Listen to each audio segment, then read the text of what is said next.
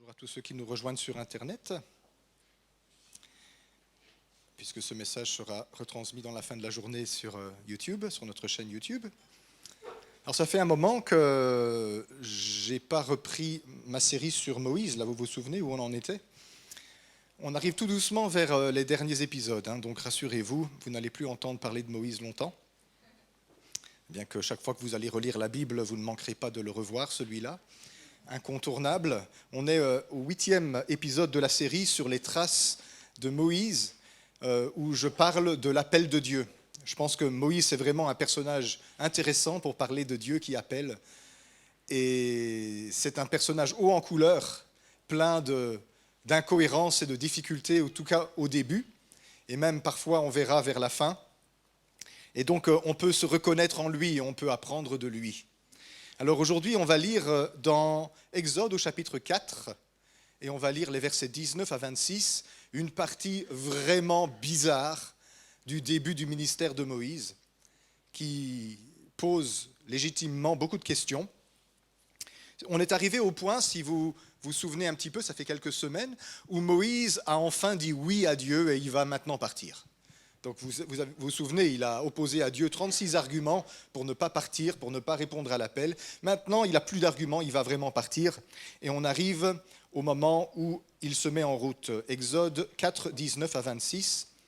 L'Éternel dit à Moïse en Madian, « Va, retourne en Égypte, car tous ceux qui en voulaient à ta vie sont morts. » Moïse prit sa femme et ses fils, les fit monter sur des ânes, et retourna dans le pays d'Égypte. Il prit dans sa main la verge de Dieu. L'Éternel dit à Moïse, en partant pour retourner en Égypte, « Vois tous les prodiges que je mets en ta main, tu les feras devant Pharaon, et moi j'endurcirai son cœur, et il ne laissera point aller le peuple. Tu diras à Pharaon, ainsi parle l'Éternel, Israël est mon fils premier-né. Je te dis, laisse aller mon fils pour qu'il me serve. Si tu refuses de le laisser aller, voici, je ferai périr ton fils, ton premier-né. » Pendant le voyage, en un lieu où Moïse passa la nuit, l'Éternel l'attaqua et voulut le faire mourir. Séphora prit une pierre aiguë, coupa le prépuce de son fils, et le jeta aux pieds de Moïse en disant, « Tu es pour moi un époux de sang. » Et l'Éternel le laissa. C'est alors qu'elle dit, « Époux de sang à cause de la circoncision. » Drôle de passage. Il y a de quoi se poser des questions. On le lit, on ne se rend pas compte à quel point il y a des passages choquants dans la Bible. Terry disait tout à l'heure que la version du livre pour les enfants là, est un petit peu atténuée parce qu'il y a des passages difficiles à lire. Si vous n'êtes pas choqué quand vous lisez la Bible, c'est que vous ne lisez pas attentivement. Il y a des choses choquantes. Et ce texte en contient plus d'une. Alors, ça commence bien. Au début, Dieu dit au verset 19, « Retourne en Égypte, car tous ceux qui en voulaient à ta vie sont morts. » Ça me fait penser quand Joseph et Marie étaient en Égypte pour s'échapper d'Hérode qui voulait tuer Jésus quand il était bébé. Et puis l'ange de Dieu est venu et a dit à Joseph et Marie, « Retourne en Israël, car ceux qui en voulaient à la vie de l'enfant sont morts. » Même scène. La Bible contient souvent des scènes comme ça qui se répètent. C'est un procédé littéraire d'ailleurs. Mais ici donc, Moïse, il a tout ce qu'il faut pour partir en mission. Il a l'appel de Dieu. Il a des miracles qui l'accompagnent pour prouver son autorité. Il a un message à dire et il n'a plus d'arguments pour s'y opposer. Il lui manquait qu'une seule chose maintenant, le temps de Dieu. Remarquez que Dieu dit à Moïse, « Va, retourne en Égypte maintenant. » On ne sait pas combien de temps s'est écoulé entre le moment où Moïse a vécu cette expérience du buisson ardent sur la montagne. Et évidemment, ici, on voit qu'il est retourné en Madian, donc il est retourné chez son beau-père, chez sa femme et ses enfants qui sont là, et peut-être qu'il a fait paître les moutons un petit peu de temps.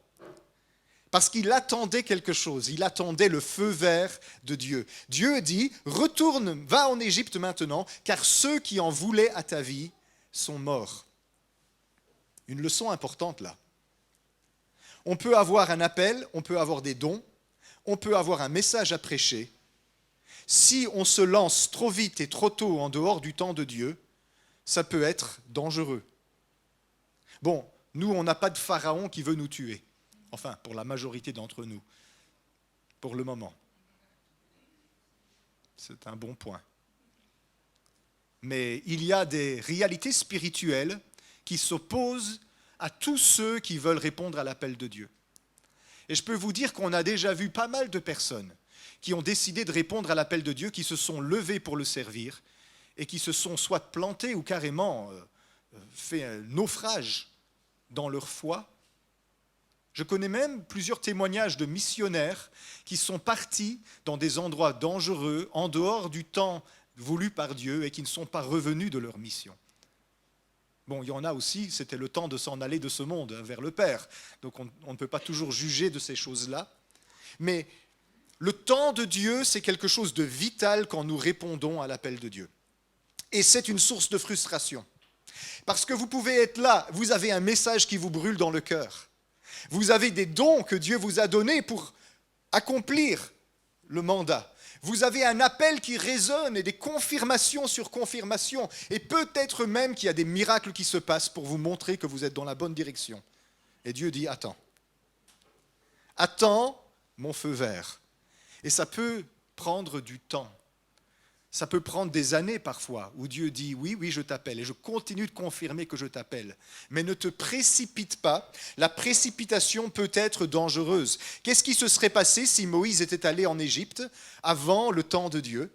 Eh bien, Pharaon était encore là, celui-là même qui voulait le tuer 40 ans plus tôt, et ça aurait été la catastrophe. Qu'est-ce qui se serait passé si Joseph et Marie étaient retournés en Israël au moment où Hérode était encore là, où les autorités qui voulaient tuer les enfants étaient encore là ? Jésus, il aurait été en danger. Alors, il y a des puissances spirituelles qui font la guerre aux chrétiens. Et ça, c'est important que nous nous en rendions compte. La vie chrétienne, ce n'est pas une bande de potes qui vont au café du coin boire une chope. La vie chrétienne, c'est une guerre spirituelle. Et à la guerre, le timing, c'est tout.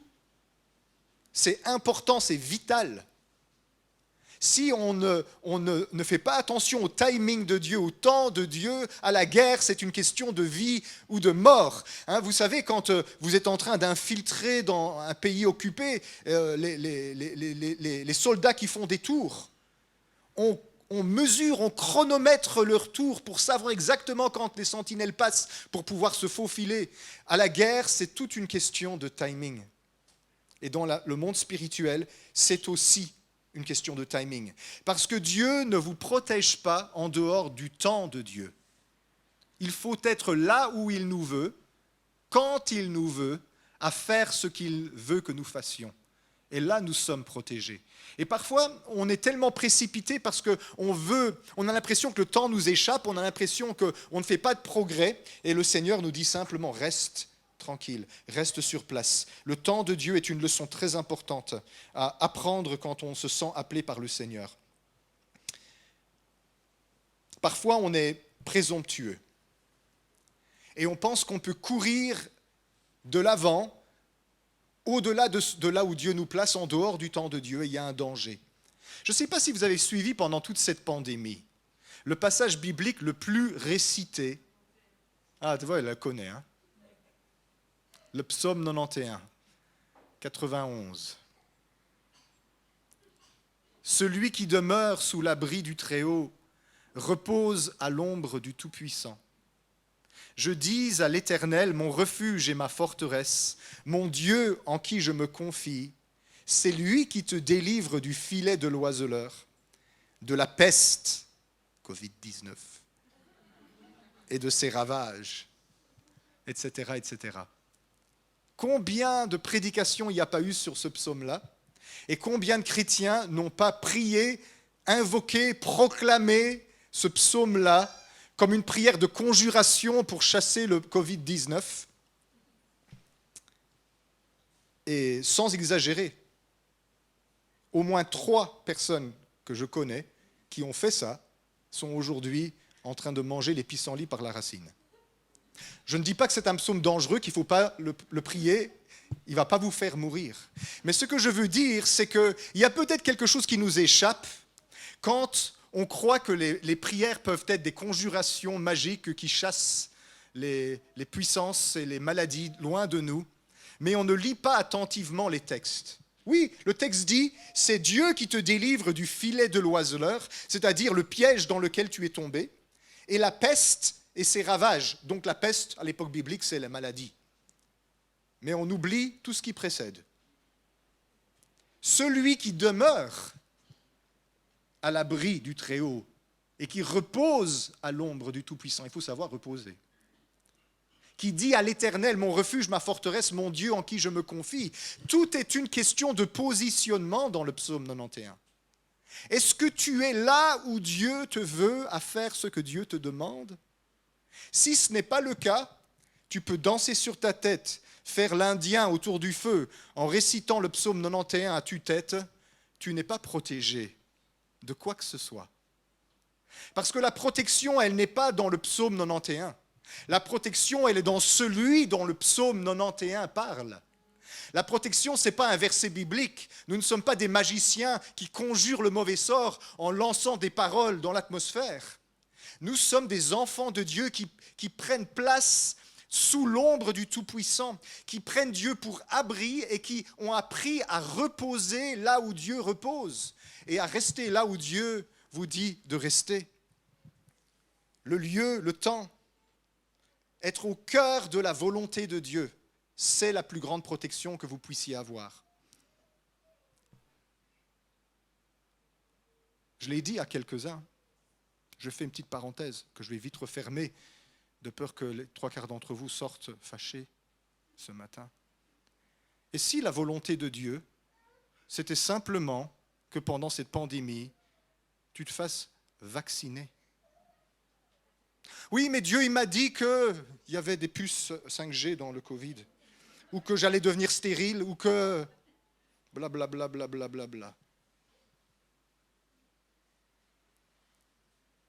Je connais des personnes que j'aimais beaucoup, qui ne sont plus là aujourd'hui, qui pensaient ça, et qui ont chanté ce psaume 91 comme une prière de conjuration. J'ai même un de mes profs de la faculté de théologie, que j'aimais beaucoup, qui n'est plus là. Bon, lui, je ne pense pas qu'il faisait ça. Vous savez, on a parfois une tendance, nous les chrétiens, à tomber dans ce qu'on appelle le biais de confirmation. J'entends Dieu dire des choses qui confirment ce que je pense. Dieu m'a dit. Qu'est-ce que j'ai entendu des Dieu m'a dit? Mais c'est très bizarre parce que moi, Dieu ne m'a pas dit ça. Et parfois, le voisin, Dieu lui a dit le contraire. On a un Dieu qui se contredit apparemment. Il dit une chose à l'un, une chose à l'autre. J'ai plutôt l'impression qu'on a des préjugés, on a des idées toutes faites, et on entend Dieu dire ce que nous pensons déjà d'avance. On a un Dieu qui confirme ma pensée. Si ton Dieu ne dit jamais le contraire de ce que tu penses, je me demande si c'est vraiment Dieu qui te parle. Fin de la parenthèse.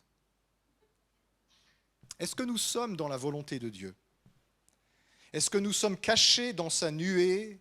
Est-ce que nous sommes en train de faire ce qu'il nous appelle à faire? Vous connaissez cette histoire bizarre, marrante. C'est un homme qui, toute ressemblance avec des événements qui se sont passés récemment en Belgique est purement fortuite, a été victime d'une énorme inondation. Et l'eau montait dans sa maison à tel point qu'il a dû monter au premier étage. Et puis, ses voisins sont passés par là avec un canoë et on dit « Allez, viens, monte, on t'embarque ». Et il a dit « Non, non, j'ai prié, le Seigneur va me secourir ». Mais l'eau continue de monter. Et au bout de quelques heures, il est sur le toit accroché à sa cheminée. Et c'est les pompiers qui passent. « Monsieur, montez, on vous emmène. »« Non, j'ai prié, le Seigneur va me secourir. » Et puis il est debout sur la cheminée sur un pied, comme une grue. Seigneur, je t'invoque. Et un hélicoptère des pompiers vient, lui lance une corde. Non, non, le Seigneur va me secourir. Quelques heures plus tard, le pauvre est emporté par le courant, meurt noyé, arrive au paradis, accueilli par Saint-Pierre, comme veut la petite histoire. Mais j'ai prié, j'ai invoqué Dieu, j'ai demandé qu'il me secoure. Il est écrit, quiconque invoquera le nom du Seigneur sera secouru. On t'a envoyé un canoë, dit Saint-Pierre. On t'a envoyé les pompiers en bateau. On t'a envoyé les pompiers en hélicoptère. Vous savez, parfois, la bêtise des chrétiens, ça ne va pas les envoyer en enfer, mais ça les envoie au paradis plutôt qu'ils ne devraient y aller. Parce qu'on a tendance à être tellement spirituel qu'on ne voit plus ce qui est devant notre nez. C'est dangereux, pour revenir à nos moutons ce matin, d'entrer dans les choses de Dieu en dehors du temps de Dieu et de forcer des portes qu'il ne nous a pas demandé de traverser maintenant.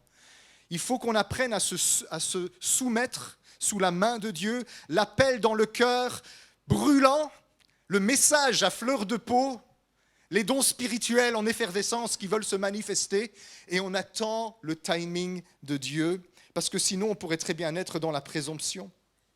Mais ici, pour notre Moïse, c'est le temps. Alors il se met en route, le texte dit au verset 20, il prend sa femme, ses fils, et il les fit monter sur des ânes, et il retourna au pays d'Égypte. Il prit dans sa main le bâton de Dieu. Dieu lui avait bien dit, prends ce bâton, parce que ce bâton, tu vas faire des miracles avec. Et Dieu le voit se mettre en route et il confirme. Versets 21 jusqu'à 23. L'Éternel dit à Moïse, en partant pour retourner en Égypte, vois tous les prodiges que je mets en ta main, tu les feras devant Pharaon, moi j'endurcirai son cœur, il ne laissera pas aller Israël. Tu diras à Pharaon, ainsi parle l'Éternel, Israël est mon fils, mon premier-né, je te le dis, laisse aller mon fils pour qu'il me serve, si tu refuses de le laisser aller, voici je ferai périr le tien. Moïse reçoit à nouveau confirmation de son appel. Il reçoit à nouveau un rappel des dons spirituels et même il reçoit un avertissement sur ce qui l'attend. Il va y avoir de l'opposition devant toi, Moïse. Ne pense pas qu'avec le message que je t'envoie, il va dire oui tout de suite. Il va dire non. Et Dieu confirme. Vous savez, quand vous êtes appelé par Dieu, vous allez recevoir des confirmations multiples des choses que Dieu vous a promises. Et ça, c'est bon signe. Vous savez à quoi ça sert les confirmations de Dieu, les confirmations prophétiques qu'il nous donne? Ça veut dire continue, tu es dans la bonne voie. Là où ça devient problématique, c'est quand ça fait 3 ans, 4 ans, 10 ans que Dieu ne dit plus rien, il ne confirme plus rien. C'est à se demander si on a avancé un petit peu. Parce que ceux qui avancent et qui sont en route, Dieu confirme et dit « vas-y, c'est bien, en avant ». Et ça, c'est l'essence du ministère prophétique. Le ministère prophétique est un ministère d'encouragement pour ceux qui sont en train de marcher, pour les avertir, pour les conseiller, pour préciser le chemin sur lequel ils doivent marcher, en tout cas, surtout pour les y encourager. Et la Bible est remplie d'exemples comme ça. Mais il y a des fois où on se précipite en dehors du temps de Dieu, et il y a des fois où on n'a pas avancé quand c'était le temps de Dieu, et Dieu se tait. Si Dieu se tait dans ta vie depuis des années, reviens à la dernière chose qu'il t'a dite et demande-toi qu'est-ce que tu en as fait. Qu'est-ce que j'ai fait avec ce qu'il a dit?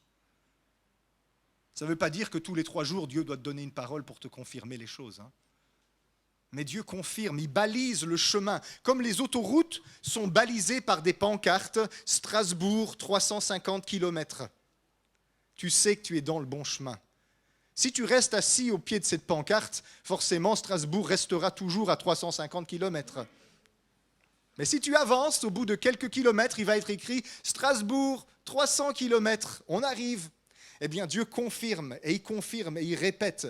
Et c'est ça notre sécurité. Vous savez, on ne doit pas se lancer quand on est appelé par Dieu sur une parole. Voilà, j'ai rêvé la nuit que j'allais être missionnaire en Afghanistan. Lundi matin, je prends un billet d'avion et je m'en vais là-bas. Eh bien, vous rapatrierez mon cadavre vite fait, vous verrez. Quand c'est vraiment de Dieu, c'est confirmé, confirmé, confirmé, confirmé. Il ne faut pas avoir peur de demander à Dieu des confirmations. Dieu est un Dieu qui confirme. Mais faisons attention quand même à notre tendance à avoir des confirmations là où il ne dit rien, juste parce qu'on a envie d'entendre Dieu dire « Oui, c'est bien lui que je veux que tu épouses. » Un pasteur que c'est lui que je dois épouser. Ok, épouse-le.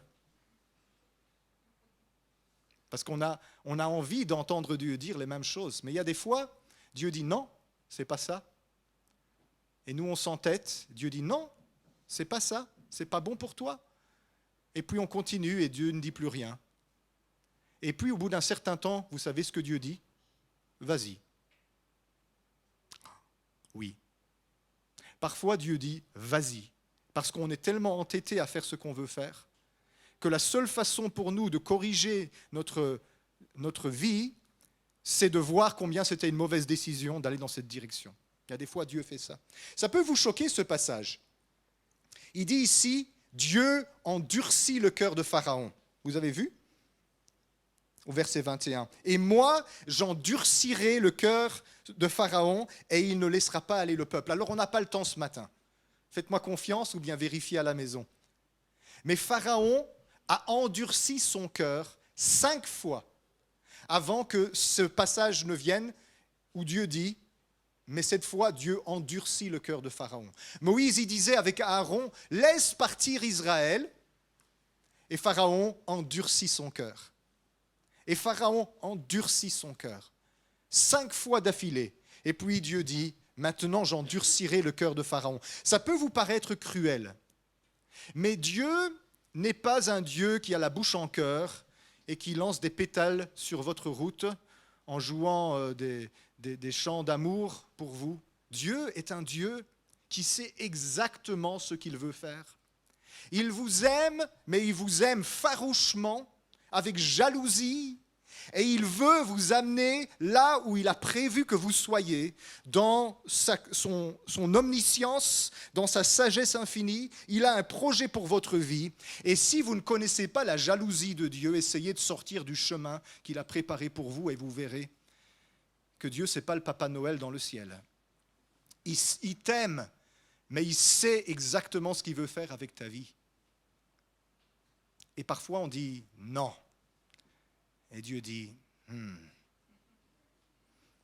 Et il répète, et on dit non. Et Dieu dit, patience, encore un petit peu. Et il répète. Et puis tout d'un coup, Dieu précipite les choses pour forcer une décision. Parce que cette vie, elle est courte, vous savez, on est là que pour quelques décennies, et après on n'est plus là. Et Dieu ne nous laissera pas tergiverser, danser sur un pied puis sur l'autre.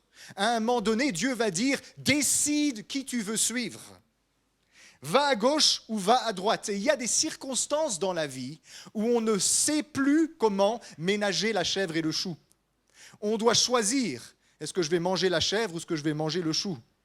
Parce qu'on n'a plus le choix, on ne peut plus garder le beurre, l'argent du beurre et le sourire de la crémière. Il y a des fois dans la vie, on est obligé de choisir et Dieu, il a l'art de nous mettre dans des situations où on ne peut plus marcher dans les compromis.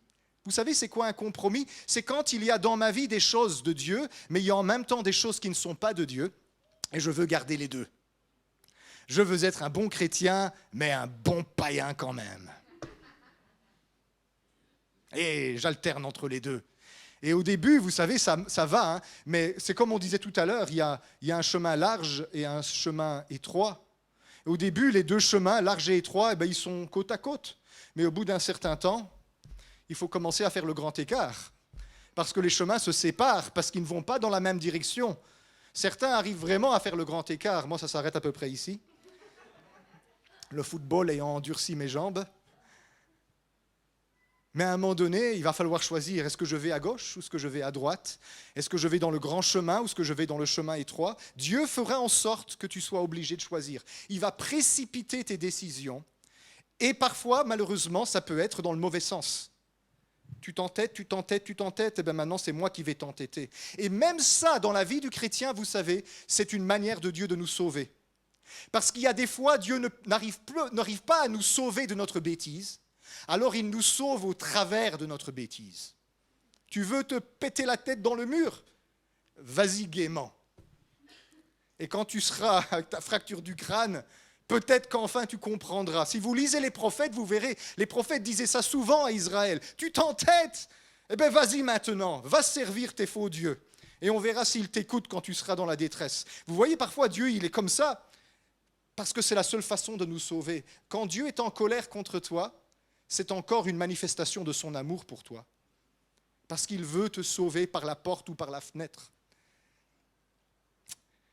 Parfois, Dieu, il doit endurcir. Faisons attention que nous ne soyons pas ceux que Dieu doit endurcir. Vous savez comment ça fonctionne? J'ai vu ça beaucoup de fois. Parce que quelqu'un vit dans la désobéissance vis-à-vis de Dieu, et Dieu semble patienter avec lui, il imagine que ça sera toujours ainsi. Et que Dieu va tolérer ce compromis longtemps. Mais en fait, c'est parce que Dieu use de patience et il attend que tu prennes ta décision. Il ne va pas te forcer tout de suite. Et donc, il peut attendre longtemps. Et on ne sait jamais combien de temps Dieu attend. Mais un jour, paf, c'est le moment. Et la décision est imposée. Tu dois choisir à gauche ou à droite. J'ai vécu ça de nombreuses fois dans ma vie, où Dieu m'a forcé à prendre une décision que je voulais prendre, mais que je tergiversais à prendre, que je procrastinais à prendre. Non seulement ça peut être vous, mais une chose intéressante, Moïse est envoyé servir le peuple et il aura affaire à des personnes comme ça. Si tu réponds à l'appel de Dieu, tu auras affaire à des gens qui tergiversent et qui ne prennent pas la décision qu'ils doivent prendre, et avec lesquels il faudra être aussi patient que Dieu. Ça, c'est dur, hein? Parce que, vous savez, une fois, deux fois, trois fois, et ma patience, elle est finie. Mais Dieu, il est patient parfois pour 1000 ans. Si vous lisez un petit peu l'Ancien Testament, vous verrez, Dieu parle, et puis il se tait pendant 4 siècles. 2 fois. Dans la Bible, Dieu a fait 400 ans de silence. Mais il a parlé beaucoup. Quand vous voyez qu'Israël commençait à se détourner de Dieu, pendant des siècles, les prophètes venaient et plaidaient avec Israël. Les générations se succédaient et ils empiraient ils empiraient leur sort. Et Dieu n'arrêtait pas. Et puis tout d'un coup, Dieu a arrêté de parler parce qu'il a trop parlé. Et il a fait 4 siècles de silence. Dans la Bible, ça arrive souvent. Mais Dieu est capable d'avoir une patience énorme. Nous, on a une patience très limitée. Moïse était un homme vraiment incroyable. La Bible dit qu'il était le plus patient, le plus humble de tous les hommes de la terre. Il a dû être beaucoup patient avec le peuple d'Israël. Mais vous savez, il a dû d'abord être très patient avec Pharaon. Imaginez ça, il se répète. Il y a des miracles qui ne se sont jamais passés ailleurs dans le monde, qui se passent. Pharaon pense coïncidence. Pharaon, il se dit, c'est un coup de peau. Et il endurcit son cœur. Si vous répondez à l'appel de Dieu, vous serez immanquablement confronté à des gens qui n'écoutent pas. Ne le prenez pas personnellement. Ne soyez pas vexés. Ne vous sentez pas rejeté. Vous êtes simplement en train de souffrir les souffrances de l'appel. L'appel de Dieu, c'est souvent que nous devions dire des choses à des gens qui n'écoutent pas. Les prophètes, Dieu leur disait souvent dans la Bible, parle, qu'ils t'écoutent ou non. Si tu ne parles pas, gare à toi. Même s'ils ne t'écoutent pas, je vais durcir ton front et le rendre dur comme du diamant. Ils s'opposeront à toi, mais toi, résiste-leur. Ne te tais pas. Jérémie, par exemple, il disait « Seigneur, tu es pour moi une source d'eau trompeuse. Chaque fois que je parle de ta part, on me fait des problèmes. On m'a jeté au fond d'un puits, je n'ai que du pain sec et de l'eau. Je ne vais plus parler de ta part. » Et puis Jérémie dit « Mais quand je me tais, ta parole, elle bouillonne dans mon ventre. Et je suis comme une outre sous pression. Et il y a un feu qui me consume dans mes os. Je ne peux pas me taire. » Et Dieu lui dit « Jérémie, si tu sépares ce qui est précieux de ce qui est vil, ça veut dire... En hébreu, si tu arrêtes de dire des conneries, tu seras comme ma bouche, je te remettrai à ton poste devant moi. Quand vous servez Dieu, quel que soit le service que vous rendez à Dieu, vous serez face à des gens qui ne vous écoutent pas et qui vous mettent des bâtons dans les roues. Ça fait partie des souffrances du ministère chrétien. On a persécuté Jésus, on vous persécutera aussi. Il faut savoir ça. Ne pensez surtout pas que vous allez dire « Oui, Seigneur, je vais te servir » et puis on va dérouler un tapis rouge devant vous. Hein. Non, une fois sur 1 million, c'est comme ça. Et s'il y a un tapis rouge devant vous, méfiez-vous, c'est certainement un piège. Tous ceux qui veulent vivre pieusement en Jésus-Christ seront persécutés. Donc c'est normal. Moïse, il allait faire face au pire de tous les tyrans. Pharaon qui retenait son peuple. Il y aura toujours des gens qui vous résisteront. Et donc Dieu, il donne ses instructions à Moïse, il l'avertit sur le combat rude qui l'attend, cette résistance qui va être face à lui. Et puis il y a cette étrange scène qu'on a lue tout à l'heure, versets 24 à 26. Pendant le voyage, en un lieu où Moïse passa la nuit, l'Éternel l'attaqua et voulut le faire mourir. Tu dis Amen. Yes, qu'elle dit. Séphora prit une pierre aiguë, un silex, coupa le prépuce de son fils et le jeta aux pieds de Moïse en disant « Tu es pour moi un époux de sang. » Et l'Éternel le laissa, Moïse. Hein. C'est alors qu'elle dit « époux de sang à cause de la circoncision ». Cette histoire révèle quantité de choses intéressantes. Juste cette petite anecdote bizarre, ça révèle qu'il y avait une dispute conjugale pas longtemps avant. Vous voyez ? Moïse a pris une femme chez les Madianites, ce n'est pas une Israélite. Attention, c'est la fille du grand prêtre de Madian. Ils croient au même Dieu, mais ce n'est pas la même religion et ce n'est pas le même peuple. Bien qu'ils aient des ancêtres en commun, parce que ça remonte à Abraham dans les deux cas, mais les deux populations se sont tellement séparées l'une de l'autre que ce n'est pas du tout la même culture. Et Moïse voulait faire circoncire son fils le 8e jour, certainement. Enfin, je ne sais pas si à ce moment-là c'était le 8e jour, mais en tout cas, il voulait le faire circoncire parce que c'était la marque de l'alliance avec Dieu, entre Dieu et Israël. Et Dieu avait dit à Abraham, « Voici la marque de l'alliance entre moi et vous. Vous vous ferez circoncire tous les mâles le 8e jour, car si vous ne le faites pas, vous serez retranchés du peuple. Vous n'appartiendrez plus au peuple de Dieu. » C'était la marque de l'alliance. Et donc, aujourd'hui, vous allez voir chez les Juifs et chez les musulmans aussi, puisqu'ils descendent aussi de l'histoire d'Abraham, on pratique la circoncision pour des motifs religieux. Maintenant, il y a des populations où on fait la circoncision pour des raisons d'hygiène, hein, mais ce n'est pas la même chose. Pour le chrétien, par exemple, ce n'est pas la circoncision. Messieurs, vous pouvez... Tout va bien. On n'a pas une petite guillotine cachée ici dans la chair pour vous... Non, non. Pour le chrétien, la marque de l'alliance, l'appartenance au corps de Christ qui est l'Église, c'est le baptême. Ah, c'est plus doux hein, quand même. Hein. Vous serez baptisés dans la mort et la résurrection de Jésus. Et ce n'est pas juste les hommes, c'est les femmes aussi. Hein. Tout le monde. Mais à cette époque-là, la marque de l'alliance, c'était la circoncision de tous les mâles. Moïse voulait faire circoncire ses enfants, mais Séphora, Madame Séphora, ne voulait pas. Parce qu'effectivement, hein, quand on réfléchit un petit peu, c'est un acte un peu barbare. Un petit gamin qui n'a rien demandé à personne et on le fait saigner hein, là où c'est le plus sensible. Bon. Aujourd'hui, les rabbins ont compris un peu ça. Il y a beaucoup de rabbins qui ne font plus la circoncision complète. Ce qu'ils font, c'est qu'ils ont un couteau de silex et ils touchent le prépuce pour que le rituel soit quand même respecté et que l'enfant, s'il le veut plus tard, se fasse lui-même circoncire. Ils font ça aujourd'hui parce qu'aujourd'hui, évidemment, il y a beaucoup de personnes qui s'opposent à cet acte qui est assimilé à de la maltraitance. D'une certaine façon, on peut comprendre. Mais Séphora ne voulait pas. Et apparemment, la crise qui s'est passée, c'est que Séphora a gagné, comme dans toutes les disputes conjugales. Ce que femme veut, Dieu le veut. Et Moïse n'a rien dit.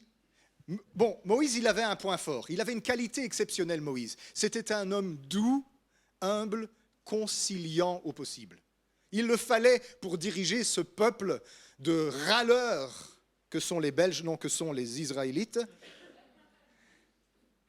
Il le fallait. Moïse était doux et conciliant. Vous savez, on a tous des niveaux différents de conciliabilité, si ça se dit, je pense. Il y a des gens qui sont peu conciliants, qui sont très vite à imposer leurs décisions et leurs opinions. Il y a des gens très conciliants. Moïse était un homme très conciliant, et il était conciliant ici dans un moment où il ne devait pas l'être, et il a laissé Séphora gagner. Et donc Moïse, le voilà, qui part en répondant à l'appel de Dieu, parce qu'évidemment, Dieu ne se repent pas de ses dons et de ses appels. Mais en route, le Dieu qui l'a appelé et lui a dit d'aller, c'est le Dieu qui essaye de le tuer en marche. Alors, si ça ne vous dérange pas, vous ne lisez pas attentivement la Bible. Comment est-ce que Dieu, il peut dire à Moïse, va, et puis en chemin, il essaye de le tuer. La Bible, elle dit, Dieu l'attaqua et chercha à le faire mourir. Pourquoi ? Parce que Moïse refusait d'obéir au commandement de Dieu donné à Abraham concernant la circoncision. Et la sanction de Dieu, c'était quiconque ne se fera pas circoncire parmi les Israélites sera retranché du peuple. Alors évidemment, Dieu n'allait pas retrancher le petit garçon qui n'y est pour rien, mais celui dont la responsabilité était de faire la circoncision, Moïse, il était en danger. Alors attention, ce n'était pas juste pédagogique, hein. Ce n'était pas Dieu qui faisait un chantage. Dieu allait réellement mettre un terme à la vie de Moïse si Moïse n'acceptait pas d'obéir sur ce point. Ça peut vous paraître dérisoire. Ça peut vous paraître insignifiant, c'est juste un tout petit truc. Oui, effectivement, le prépuce, c'est juste un petit truc. Mais c'était le point vital, la chose sur laquelle repose l'appartenance à l'alliance. Et alors Moïse, il s'en allait prêcher à Israël d'obéir à l'Éternel, et lui-même n'était pas obéissant sur le point le plus fondamental de l'alliance.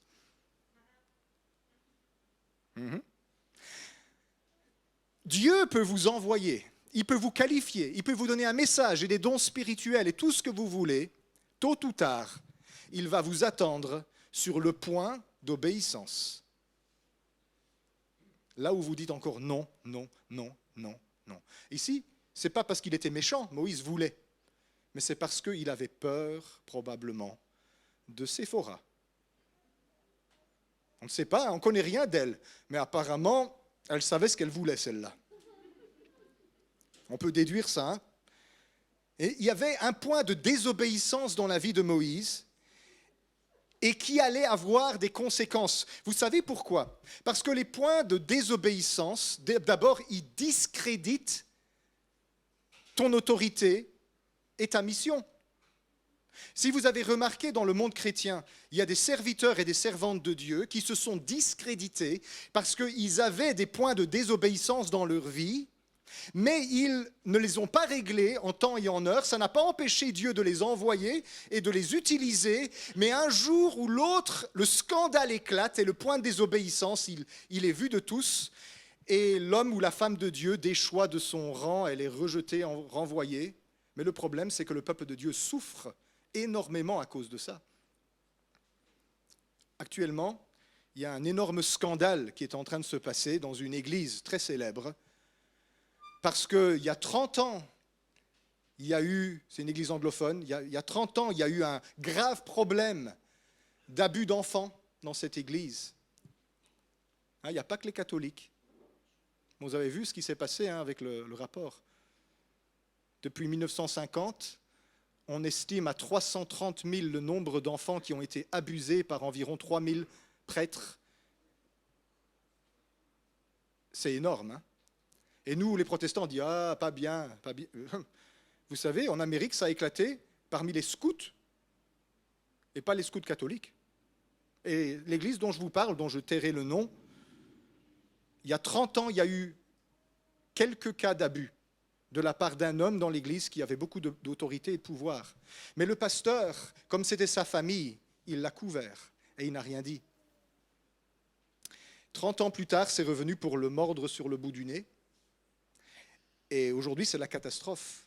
Mais le problème, c'est que ce compromis d'il y a 30 ans, il a fait des petits. Et depuis lors, il y a eu plusieurs cas d'abus et de viols et d'attouchements ou des choses comme ça dans l'Église. Parce que ça a créé une culture, vous voyez. Quand vous laissez un compromis dans votre vie, c'est plus facile d'en rajouter un autre. Si j'ai volé une fois dans la caisse, c'est plus facile de voler 2 fois. Parce que de toute façon, pour être coupable, autant être coupable, en profiter. Voilà. J'ai volé 1 000 €, on va voler 2 000 maintenant. Une fois qu'on a passé la ligne, c'est très facile de recommencer. La première fois que tu as trompé ton conjoint, je regarde les réactions. C'était dur, le cœur battait, oh là là, qu'est-ce que je fais, Seigneur, au secours. La deuxième fois, ça s'est fait beaucoup plus facilement. Parce que quand on renverse une barrière, les compromis s'accumulent. Et puis, il y a un enlisement et il y a la conscience s'émousse. Et pour finir, même, on arrive à un point où on va justifier nos travers, on va donner des bonnes raisons aux choses que l'on fait. Les petits compromis sont graves. Et il ne faut pas, si vous répondez à l'appel de Dieu, que vous ayez des compromis, et même si vous n'y répondez pas. Parce que tôt ou tard, ça va éclater. Et Dieu va faire en sorte que vous soyez obligés de choisir. Ça ne sera pas nécessairement la fin. Parce que Dieu peut vous récupérer derrière ça. Ça dépend comment vous gérez la crise. Je connais un serviteur de Dieu très célèbre qui avait un problème. Il était marié, il avait une famille, une grande église, beaucoup de crédibilité. Mais de temps en temps, il téléphonait à un prostitué masculin pour lui rendre visite. Et un jour, il s'est fait démasquer. L'église l'a sur le champ renvoyé.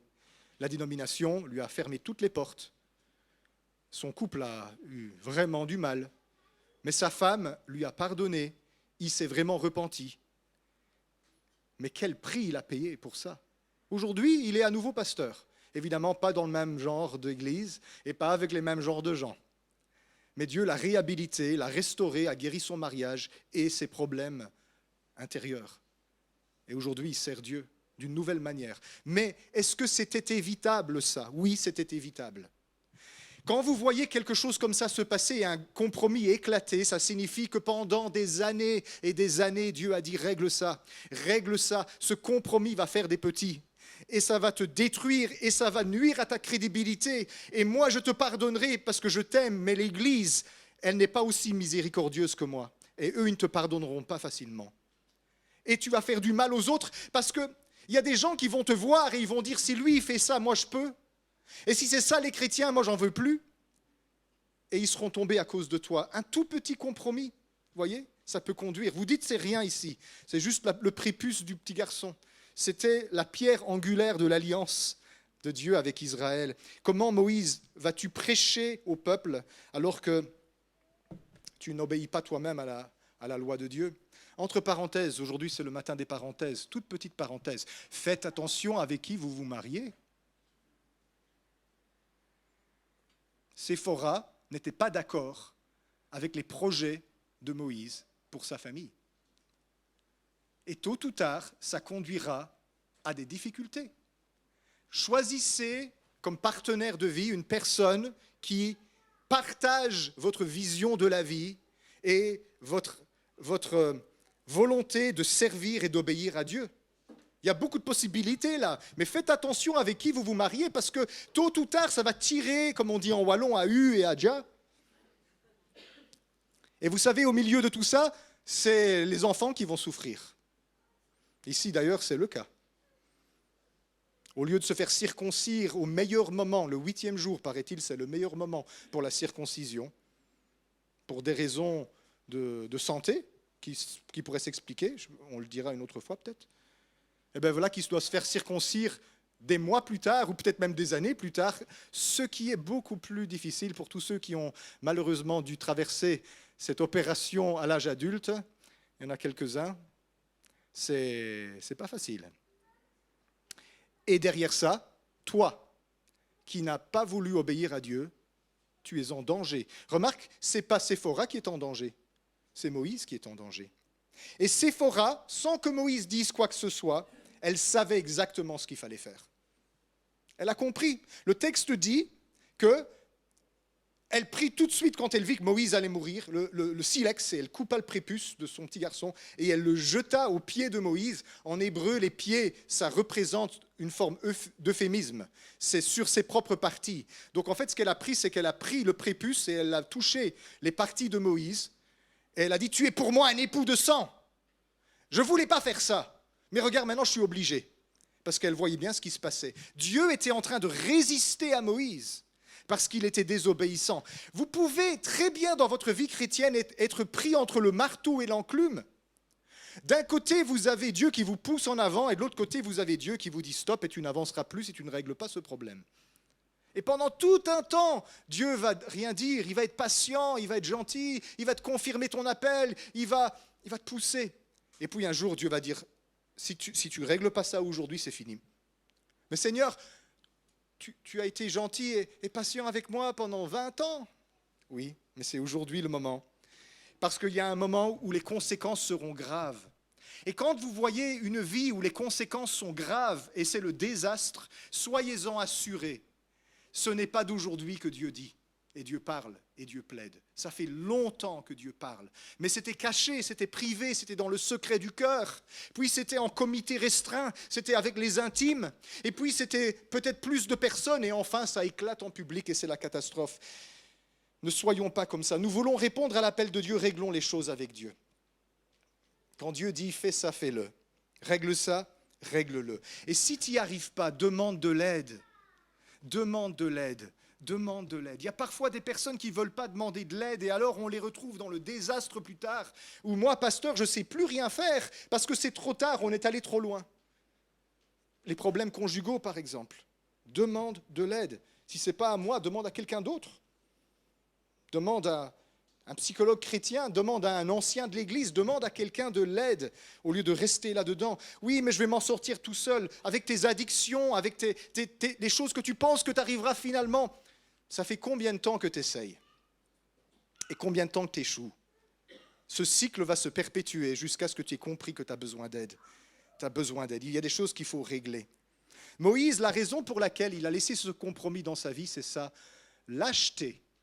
Parce qu'en fait, il était humble et doux et conciliant, mais ça le conduisait au défaut de la qualité. La lâcheté. Il avait peur de Séphora. Il n'a pas voulu s'imposer. Et c'était beaucoup plus facile à son époque qu'à la nôtre. À l'époque biblique, on était quand même... Allez, les filles, vous vous plaignez du patriarcat dominant, mais je voudrais vous réinjecter dans cette époque-là. C'était épouvantable. C'était la maison, les chevaux, les brebis, les meubles et puis l'épouse.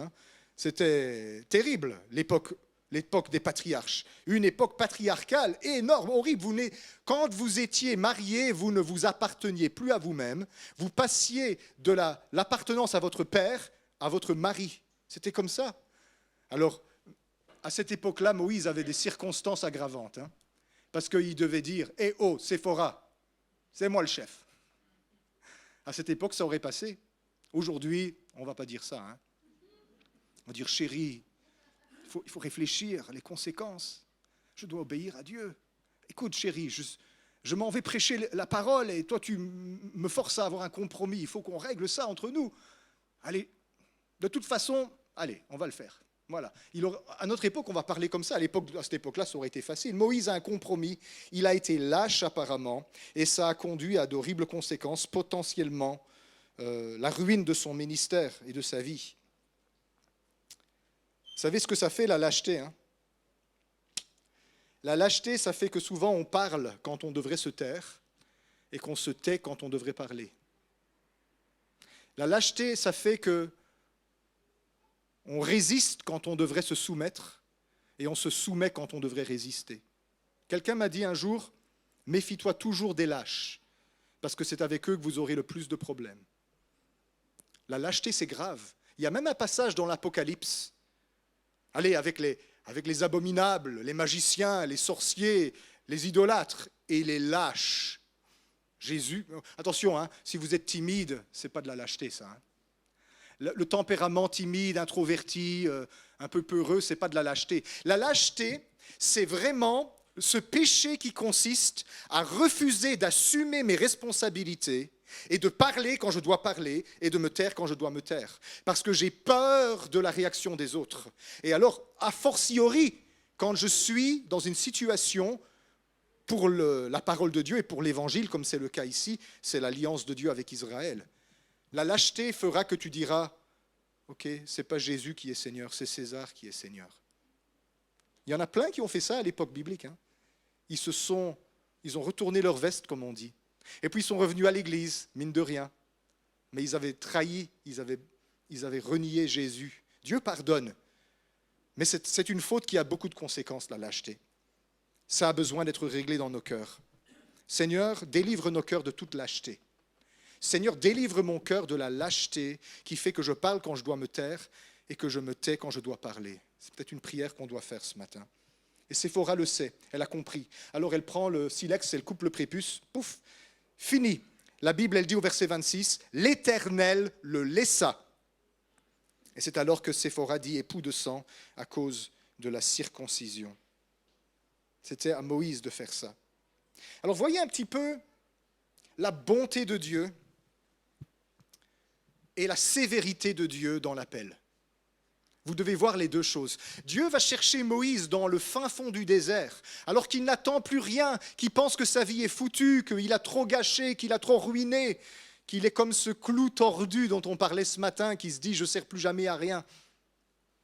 Mais que Dieu va redresser et te donner une nouvelle dignité. Moïse est cet homme-là. Il est en train de s'occuper des moutons au fond du désert parce qu'il pense que son appel est derrière lui. J'ai loupé le coche, je suis passé à côté. Et Dieu le restaure. Mais Dieu règle le problème du compromis dans son cœur. Dieu règle le problème de désobéissance. Vous aurez affaire aux deux. Dieu qui vous relève, vous guérit, vous envoie. Mais Dieu qui vous corrige, comme un père corrige son enfant qu'il aime. David Wilkerson a dit ceci une fois. Quand Dieu vous appelle pour quelque chose, il ne vous engage pas pour le succès, mais pour l'obéissance. Le succès de votre appel dépend de lui. L'obéissance, c'est votre part. Et Dieu attend immanquablement à un moment donné que nous répondions correctement à des épreuves d'obéissance. Et l'Église doit être consciente de ça. Dans l'Église de Jésus-Christ, on ne doit pas être impressionné par les appels, par les dons, par les projets, par les ambitions des uns et des autres. On ne doit pas être impressionné par ces choses-là, on doit être impressionné par le respect de la volonté de Dieu, par l'obéissance à la volonté de Dieu. C'est ça qui est impressionnant. Quand je vois quelqu'un qui, contre sa propre volonté, obéit à Dieu et serre les dents et dit « je vais écouter le Seigneur », là je suis impressionné. Mais que des gens reçoivent des prophéties, que des gens reçoivent des appels, que des gens aient des miracles dans leur vie et toutes sortes de projets et d'ambitions, ça n'impressionne pas. Ce qui impressionne, c'est le caractère trempé, stable, fidèle, persévérant au travers des difficultés, courageux. Ça, c'est impressionnant. Et c'est ça qui, en fin de compte, fera que tu tiendras ou que tu tomberas dans ton appel. Parce que la partie de Dieu, rassurez-vous, il va la faire. Il va mettre tout en mouvement pour que vous ayez du succès dans votre appel. Mais est-ce que vous allez être là à lui obéir et à dire « Oui Seigneur, je cède sous la pression, je vais t'écouter ». S'il vous plaît, ne faites jamais l'erreur de regarder vos dons, de regarder les prophéties qu'on vous donne, et de vous dire « Ah, je suis en ordre avec Dieu. Le prophète est passé, il m'a donné une belle parole. C'est que tout va bien dans ma vie. » Non, tout ça, ça révèle une seule chose. Dieu a un plan pour toi. Dieu a un plan pour toi. Mais est-ce que toi, tu renonces à tes plans? Est-ce que toi, tu es prêt à obéir? Ça, c'est la question qu'il faut qu'on pose. L'apôtre Pierre disait « Humiliez-vous sous la main puissante de Dieu afin qu'il vous élève au temps convenable. » Alors Moïse obéit. Enfin, c'est Séphora qui doit obéir, parce que Moïse n'est plus en état. Et conclusion de l'histoire, aussitôt que le compromis est levé et que la désobéissance de Moïse est réglée, ça reprend. Versets 27 à 31, et on conclut avec ça ce matin. L'Éternel dit à Aaron, va dans le désert au-devant de Moïse. Aaron partit, il rencontra Moïse à la montagne de Dieu et il l'embrassa. Regardez, Dieu attendait que Moïse ait obéi sur un point pour que tout le reste se mette en mouvement. Aaron, il était dans les blocs de démarrage de la course. Il attend. Seigneur, c'est maintenant? Non. Attends. Seigneur, c'est maintenant? Attends. Mais qu'est-ce que j'attends? Attends. Je ne veux pas t'expliquer, ça ne te regarde pas.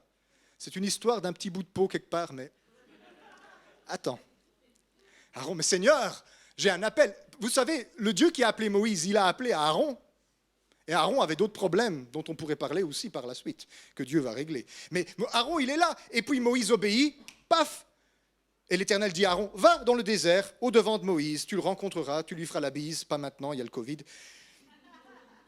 Moïse fit connaître à Aaron toutes les paroles que l'Éternel l'avait envoyé dire et tous les signes qu'il avait ordonné de faire. Et Moïse et Aaron poursuivirent leur chemin et ils assemblèrent tous les anciens des enfants d'Israël. Aaron rapporta toutes les paroles que l'Éternel avait dites à Moïse et il exécuta les signes aux yeux du peuple.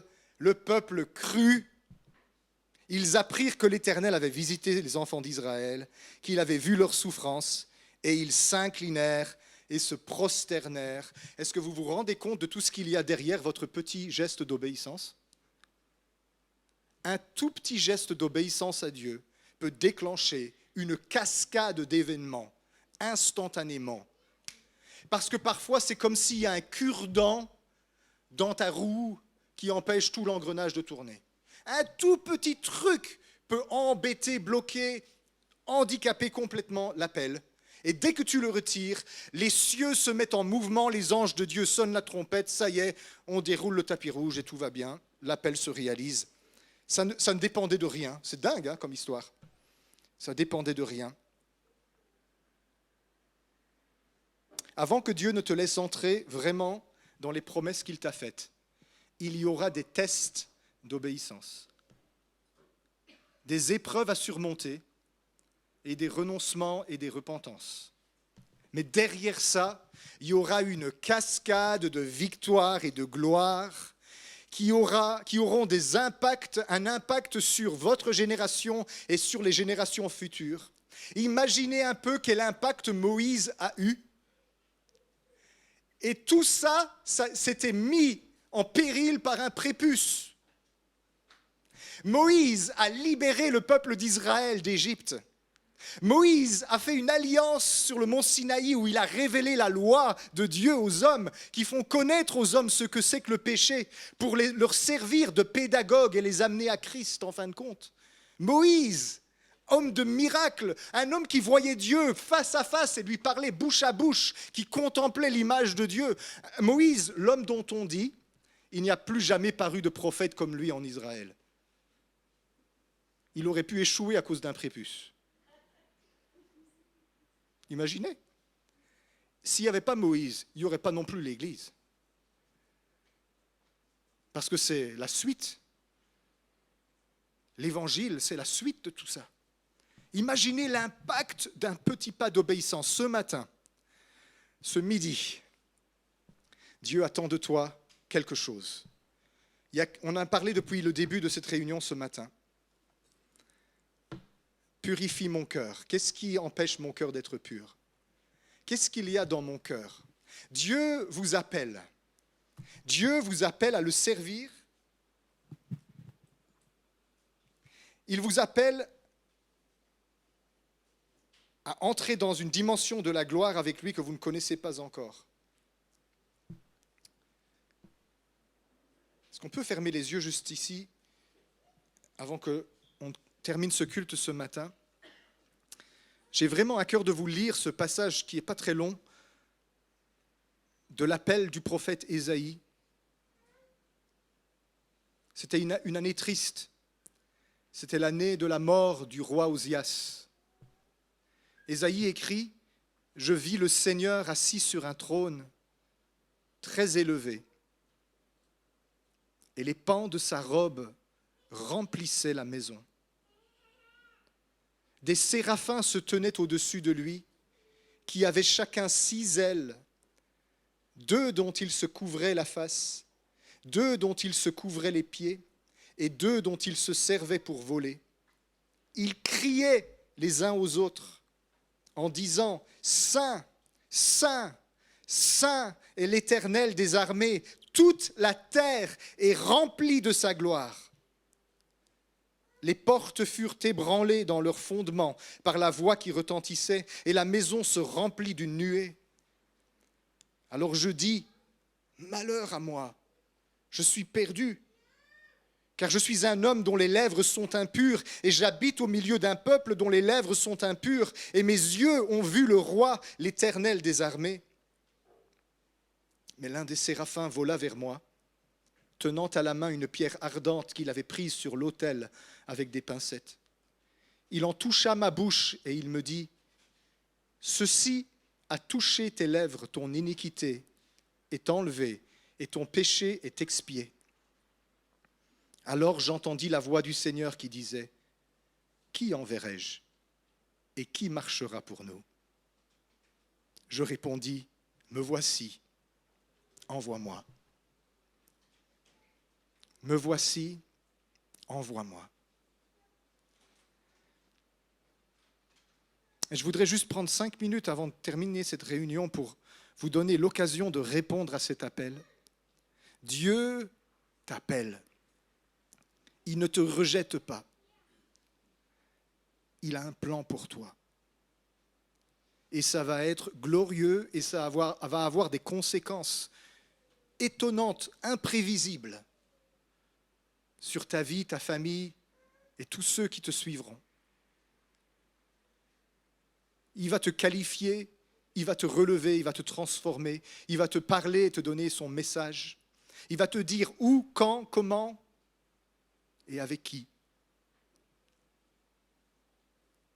Mais il attend que nous acceptions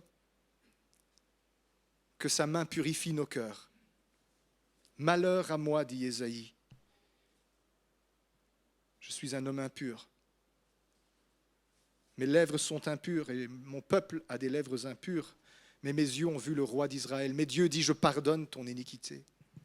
Il envoya un ange qui prit une braise sur l'autel et qui toucha les lèvres d'Ésaïe. Il dit, ceci a touché tes lèvres, ton iniquité est expiée, ton péché est pardonné.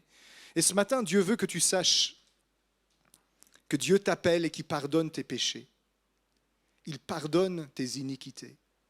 Il efface tes transgressions et il te fait grâce.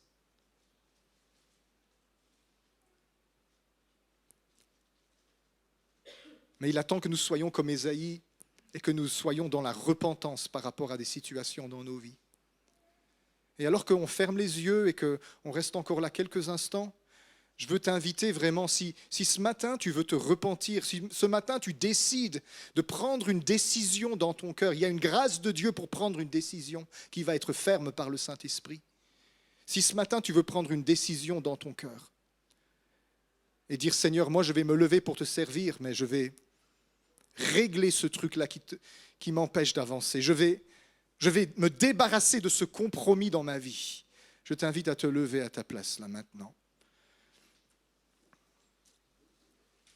Et ne regardez pas aux autres, gardons les yeux fermés. Même moi, je ne l'ouvre pas les yeux pour regarder, mais on va se tenir dans la présence de Dieu. On va dire oui Seigneur, oui Seigneur, oui Seigneur. Seigneur, je ne suis pas capable par moi-même de faire ce que tu m'appelles à faire. Et même ceux qui sont à la maison en train de regarder sur Internet, vous pouvez aussi répondre, parce que la grâce de Dieu, elle n'est pas que dans cette pièce ce matin. Dieu est partout et il est dans votre salon, dans votre bureau, dans votre chambre, où vous regardez cette vidéo. Qui enverrai-je et qui marchera pour nous, dit l'Éternel des armées. Et Seigneur, comme Ésaïe en son temps, nous nous levons avec nos difficultés, avec nos problèmes, avec les compromis dont on a essayé plein de fois de se débarrasser, mais qui sont tenaces, Seigneur. On te donne tout ça et nous te remercions ce matin parce que tu envoies ton ange avec une braise ardente tirée de l'autel des parfums dans le ciel. Et tu touches nos lèvres, tu touches nos corps, tu touches nos âmes et tu expies, tu effaces, tu délivres et tu guéris nos transgressions. Tu pardonnes nos péchés. Il y a un miracle qui se passe quand Dieu passe. Quand Dieu invoque son nom, quand Dieu déclare son nom, quand il dit l'Éternel, l'Éternel, lent à la colère, riche en miséricorde et en bonté, qui pardonne l'iniquité, qui efface les transgressions, mais qui ne tient pas le coupable pour un innocent.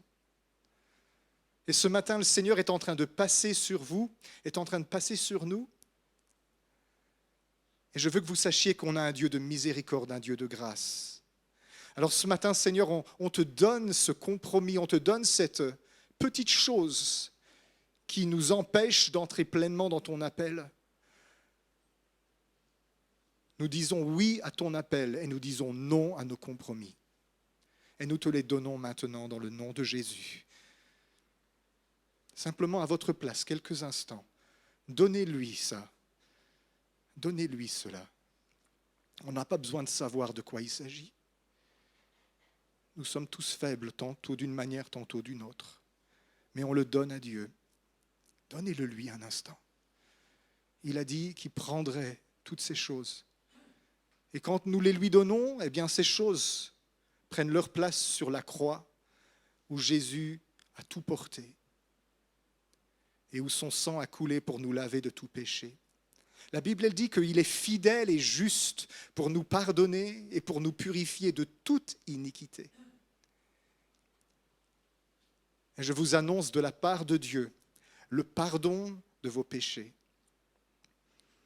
à cause du sang de Jésus qui a coulé pour votre salut. Et nous disons merci Seigneur. Merci Seigneur de me libérer aujourd'hui de ces choses-là.